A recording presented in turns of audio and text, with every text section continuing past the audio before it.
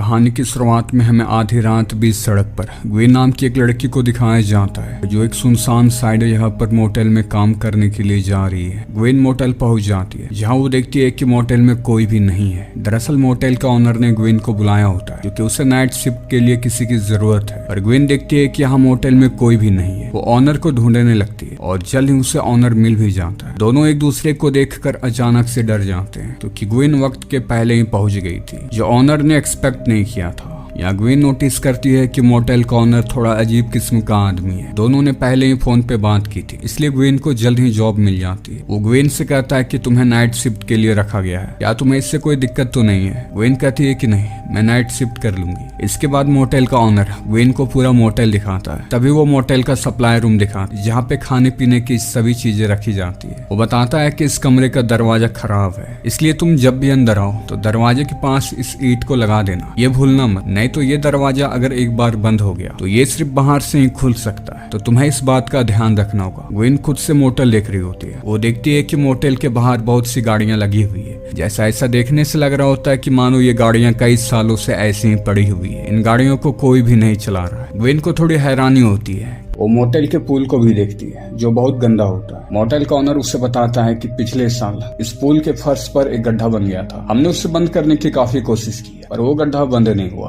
Gwen को ये जगह काफी डरावनी लग रही थी। उसे लगने लगता है कि यहाँ जरूर कोई हादसा हुआ होगा, पर उसकी खुद की भी मजबूरी थी। उसे बहुत ही मुश्किल से एक काम मिला है जिसे वो छोड़ना नहीं चाहती। ओनर जाने से पहले ग्वेन को एक पैम्फलेट देता है और कहता है कि अगर तुम्हें भूख लगे तो पास में एक रेस्टोरेंट है, तुम वहाँ से अपने लिए खाना ऑर्डर कर लेना। ग्वेन कहती है कि मुझे हथियार की जरूरत है क्योंकि ये बहुत ही एक सुनसान इलाका है, मुझे अपनी सुरक्षा चाहिए। ऑनर कहता है कि यहाँ पे कोई खतरा नहीं है, अगर तुम्हें डर लगे तो तुम पुलिस को भी कॉल कर सकती हो। ग्वेन कहती है कि पुलिस को आने में टाइम लगती है और मैं रिस्क नहीं ले सकती। इस पर मोटेल का ऑनर हंसता है, कहता है कि ठीक है, अगर तुम्हें डर लगे तो ठीक पीछे तुम्हारे एक कुल्हाड़ी है, उससे तुम अपनी रक्षा कर लेना। वो ग्वेन को भरोसा दिलाता है, उसे यकीन दिलाता है कि यहाँ पे कोई भी खतरा नहीं, जिसके बाद वो वहाँ से चला जाता है। उसके जाने के बाद ग्वेन मोटेल में टहल रही होती है। तभी वो यहाँ के रजिस्टर को देखती है तो उसे मालूम पड़ता है कि इस पूरे मोटेल में बस एक ही गेस्ट रुका हुआ है जो रूम नंबर 6 में है। ग्वेन उस गेस्ट से मिलने जाती है और दरवाजे को नॉक करती है तो अंदर जो गेस्ट होती है वो दरवाजे को खोलती है, पर वो अपना पूरा दरवाजा नहीं खोलती। ग्वेन उससे कहती है कि अगर तुम्हें किसी चीज की जरूरत पड़े तो तुम मुझे बताना।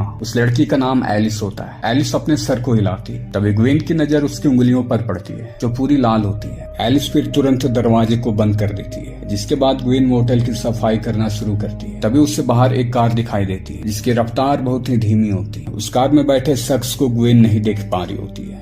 ग्वेन समझ जाती है कि कोई उस पर नजर रख रहा है। इससे ग्वेन काफी घबरा जाती है और वो तुरंत से रिसेप्शन पर आ जाती है। फिर अपने माइंड को उस चीज से डाइवर्ट करने के लिए अपने लिए खाना ऑर्डर करती है। फिर जब वो रिसेप्शन पर बैठी होती है तभी उसे एक कॉल आती है जो रूम नंबर 13 से आ रही होती है। यहाँ हैरानी की बात यह थी कि पूरे मोटेल में बस सिर्फ एक ही गेस्ट रुका हुआ है जो कमरा नंबर 6 में है। ग्वेन डरते हुए फोन उठाती है और जैसे वो हेलो कहती है तभी दूसरी तरफ से एक औरत की हंसने की आवाज सुनाई देती है। उसकी डरावनी हंसी सुनकर ग्वेन तुरंत से फोन को काट देती है। फिर वो हिम्मत करके उस रूम की ओर जाती है और रूम नंबर 13 में चली जाती है, पर वहाँ पे कोई भी नहीं होता। पर फिर भी उसे उस रूम में किसी के होने का आभास हो रहा था। तभी हम उसके पीछे एक साए को देखते हैं। वहाँ पर रखे फोन की घंटी बजने लगती है और जैसे ही ग्वेन फोन उठाने जाती है और तभी उसके पीछे एक औरत का साया आ जाता है और उसके कानों में कहती है it's for you, it's for you. Gwen काफी डर जाती है और वो तुरंत से उस कमरे से बाहर आ जाती है। एलिस उसे डरा हुआ देखकर उससे पूछती है कि क्या तुम ठीक तो हो। ग्वेन समझ नहीं पाती है। उसे लगता है कि शायद ये उसका एक भ्रम होगा, इसलिए वो एलिस को कुछ भी नहीं बताती। यहाँ में पता चलता है कि एलिस घर से भागी हुई एक लड़की है। उसके हाथ में एक हेयर ड्रायर होता है। वो ग्वेन से कहती है कि मेरा हेयर ड्रायर खराब हो चुका है, क्या तुम्हारे पास होगा। ग्वेन कहती है कि हाँ, सप्लाई रूम में हो सकती है। जिसके बाद ये दोनों हेयर ड्रायर के लिए सप्लाई रूम जाते हैं और यहाँ ग्वेन दरवाजे के पास ईंट लगाना भूल जाती है जिससे कि दरवाजा लॉक हो जाता है और अब ये दरवाजा सिर्फ कोई बाहर से ही खोल सकता है। एलिस को ये जानकर बहुत गुस्सा आता है कि दरवाजा सिर्फ बाहर से ही खुलता है, इसलिए वो ग्वेन पर काफी गुस्सा करती है क्योंकि उसका फोन भी उसके पास नहीं होता है, वो उसके कमरे में ही छूट चुका होता है। इस रूम की लाइट भी चली जाती है। इस रूम में बहुत सारे चूहे भी होते हैं जिससे ये दोनों के दोनों काफी डरने लगते हैं। तभी हमें दरवाजे के पास कोई दिखाई देता है। दरअसल ग्वेन ने खाने का ऑर्डर किया होता है जिसे डिलीवरी करने एक लड़का आया हुआ है और ये वही है। वो दरवाजे को खोल देता है, जिससे कि इन दोनों को जान में जान आती है। फिर दोनों साथ में खाना खाते हैं। एलिस बताती है कि मेरी अपनी मॉम के साथ झगड़े हो गए हैं, इसलिए मैं अपने घर से भाग आई। ग्वेन कहती है कि तुम्हें ऐसा करना नहीं चाहिए, वो तुम्हारी मॉम है, तुम्हारी मॉम को तुम्हारी चिंता हो रही होगी, तुम्हें अपने घर वापस लौटना चाहिए। ग्वेन ड्रिंक लेने के लिए बाहर आई हुई, तभी उसके पास से वही कार एक बार फिर से वहां से गुजरती है। ग्वेन का शक पूरा यकीन में बदल जाता है कि ये कार वाला उस पर नजर रख रहा है, क्योंकि कार बार बार मोटेल के चक्कर लगाए जा रही थी। ग्वेन काफी डरी होती है, इसलिए जब वो वाइन की बोतल लेकर अंदर आ रही होती है, तभी उसके हाथ से गलती से वाइन की बोतल नीचे गिर जाती है। एलिस उसकी मदद करना चाह रही होती है, लेकिन ग्वेन काफी परेशानी में होती है, इसलिए वो उससे डांट देती है और कहती है कि मैं ये खुद कर सकती हूँ, तुम अपने कमरे में जाओ। एलिस अपने कमरे में चली जाती है। कुछ देर बाद मोटेल में एक कपल आता है, जो ग्वेन से कहते हैं कि हमें 1 घंटे के लिए रूम चाहिए। ग्वेन कहते हैं कि हाँ, आपको रूम मिल जाएगा, और क्योंकि ये कपल पैसे वाले थे, इसलिए ग्वेन उनसे कहते हैं कि आपको पूरे दिन के ही पैसे मुझे देने होंगे। पर वो आदमी कहता है कि नहीं, मुझे तो बस सिर्फ 1 घंटे के लिए ही चाहिए, मैं इतने पैसे क्यों दूं। ग्वेन कहते हैं कि सोच लो, मैं तो पूरे पैसे लूंगी, 1 दिन के पूरे पैसे लूंगी, मैं पूरे 1 दिन के पैसे लूंगी। ग्वेन अपने जिद पे अड़ी होती है, तो उस आदमी को गुस्सा आ जाता है और वो पूरे 1 दिन के पैसे ग्वेन के मुंह पर मारकर रूम ले लेता है। ग्वेन चुपके से जाकर उन्हें देखने लगती है, जहाँ वो दोनों अपने डिजायर को पूरा करे होते हैं। उस लेडी को पता चल जाता है कि बाहर से कोई उन्हें झांक रहा है, और इससे पहले कि ग्वेन पकड़ी जाती है, वो उनके ही कार के पास आकर छुप जाती है। वो लेडी बाहर आती है, पर वहां पे उसे कोई भी नहीं दिखता, इसलिए वो अंदर चली जाती है। ग्वेन पूल के पास जाती है, जहाँ वो देखती है कि पूल के फर्श पर जो गड्ढा है उसमें जमा हुआ पानी हिल रहा है। ग्वेन जिस रैलिंग के पास होती है, वो रैलिंग टूट जाती है और वो नीचे पूल में गिर जाती है, और तभी पूल के गड्ढे से एक साया बाहर आता है। ग्वेन उसे देखकर डर जाती है और चिल्लाने लगती है। उसकी चिल्लाने की आवाज सुनकर एलिस वहां आ जाती है और उसे पूल से बाहर निकालती है और उससे पूछती है कि बताओ क्या हुआ, तुमने कुछ लगता है देखा है। पर ग्वेन उसे इस बार भी उसे कुछ भी नहीं बताती, क्योंकि उसे लगता है कि शायद वो इस बारे में अगर उसे कुछ बताए तो हो सकता है कि वो उसे पागल समझे। एलिस कहती है कि मुझे पता है कि तुमने यहाँ पे कुछ देखा है, तभी तो तुम्हारी चीख निकली,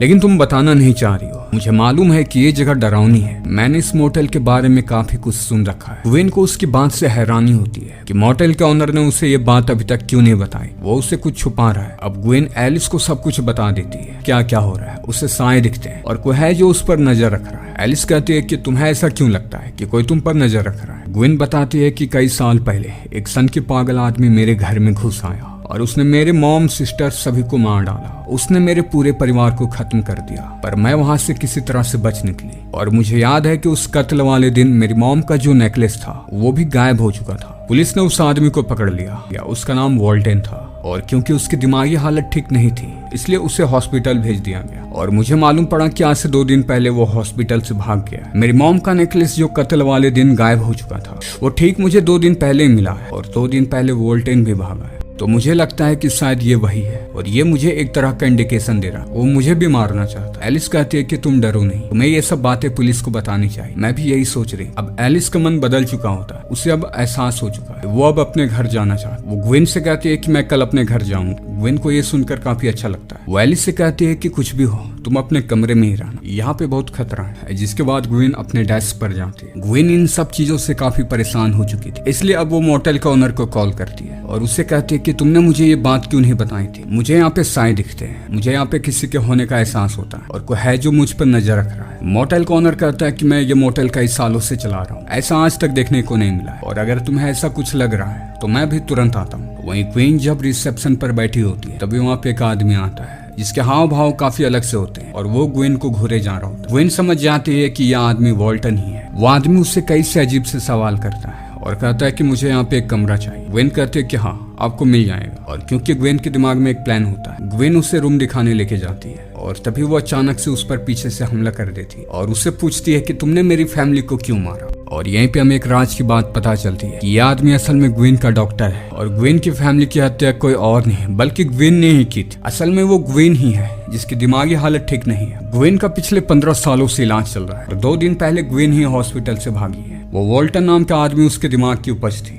उसे अपनी बनाई हुई कहानी पर ही यकीन होता है, और वो डॉक्टर को मार देती है। डॉक्टर के साथ 2 नर्स आए हुए थे। वो देखते हैं कि उन्हें लेट हो रही है, इसलिए वो अंदर मोटेल देखने आते, पर ग्वेन उन्हें भी मार देती है। अब इनकी आवाज से एलिस भी बाहर आ जाती है। ग्वेन के हाथ में चाकू है। वो देखती है कि ग्वेन के चेहरे का हाव भाव, उसका रंग रूप बदल चुका है। एलिस वहां से बचकर भागना चाहती है, पर ग्वेन उसे भी मार देती है। थोड़ी ही देर बाद मोटेल का ऑनर भी आ जाता है। वो ग्वेन को आवाज देता है। तभी वो बेड पर खून को देखता है। उसे एहसास हो जाता है कि यहाँ पे कुछ गड़बड़ है और इससे पहले कि वो पुलिस को कॉल करता, ग्वेन उसे भी मार देती है। यहाँ हमें समझ आता है कि ग्वेन को जो आत्माएं साए दिख रहे थे, जो असल में उसके फैमिली वाले थे जिसे ग्वेन ने ही मारा था, इसलिए वो अक्सर ग्वेन को नजर आते थे। अब यहाँ से हमें कुछ दिन बाद का वक्त दिखाया जाता है। मोटेल का रंग रूप हुलिया सब बदल चुका है और अब इस मोटेल को ग्वेन ही चला रही है। ग्वेन अब इस मोटेल की ओनर है। तभी मोटेल के पास एक कार आके रुकती है। ग्वेन उसे देखकर खुश हो जाती है और यहीं पे एक कहानी खत्म हो जाती है।